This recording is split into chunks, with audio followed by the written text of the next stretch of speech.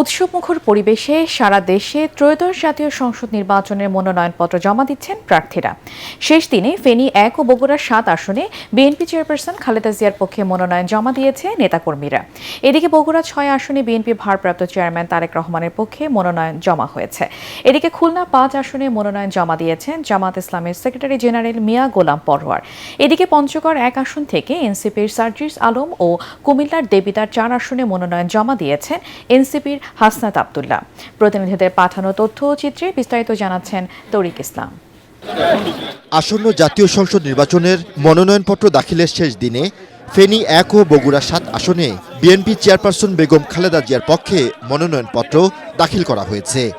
সকালে রিটার্নিং অফিসারের কার্যালয়ে মনোনয়ন জমা দেয়া হয়। এদিকে বগুড়া 6 সদর আসনে বিএনপির ভারপ্রাপ্ত চেয়ারম্যান তারেক রহমানের পক্ষে মনোনয়নপত্র দাখিল করেছেন বগুড়া জেলা বিএনপির নেতাকর্মীরা। সকালে ঠাকুরগাঁও 1 আসনের মনোনয়ন জমা দেন বিএনপি মহাসচিব মির্জা ফখরুল ইসলাম আলমগীর। নির্বাচিত হলে ঠাকুরগাঁও উন্নয়নে কাজ করার কথা জানান তিনি। পূর্বে যেভাবে আমাকে সমর্থন দিয়েছেন, এখন সেইভাবে সমর্থন দিয়ে আমাকে ধানের শীর্ষে ভোট দিয়ে আমাকে আপনারা জয়যুক্ত করার জন্য আমাকে সাহায্য করবেন। খুলনা 5 আসনে মনোনয়ন জমা দেন জামায়াতের সেক্রেটারি জেনারেল মিয়া গোলাম পরোয়ার।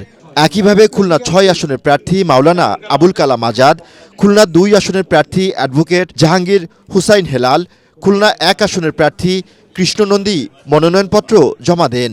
মনোনয়ন জমা দিতে আসেন খুলনা 2 আসনের বিএনপির প্রার্থী নজরুল ইসলাম মঞ্জু।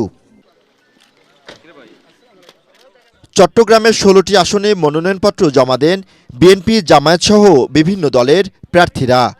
চট্টগ্রাম 11 বন্দর পতেঙ্গা আসনে মনোনয়নপত্র জমা দেন বিএনপির স্থায়ী কমিটির সদস্য আমির খসরু মাহমুদ চৌধুরী। জানান, দেশের মানুষ সিদ্ধান্ত নেবে। মনোনয়নপত্র জমা দেওয়ার শেষ দিনে কুমিল্লা 4 দেবিদ্বার আসনে মনোনয়ন জমা দেন জাতীয় নাগরিক পার্টি এনসিপির দক্ষিণাঞ্চলের মুখ্য সমন্বয়ক হাসনাত আব্দুল্লাহ।